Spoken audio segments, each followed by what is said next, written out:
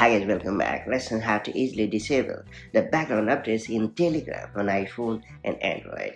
Telegram's background updates help keep messages fresh and notifications instant, but they can also consume extra data and battery, especially on iPhone and Android devices running multiple apps at once. So if you are trying to extend the battery life, reduce mobile data usage, or simply want more control over what runs in the background, disabling Telegram's background updates is a pretty smart move.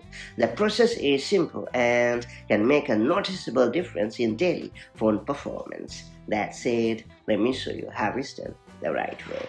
So first we have to launch the Telegram app on your iPhone or the Android device. And then you have to hit the settings icon. After that, choose the appearance option. Then you have to select the animations option. And finally, you have to disable the toggle for background updates and you're all set. Turning off background updates for Telegram gives you better control over battery drain and data consumption without affecting your ability to use the app normally.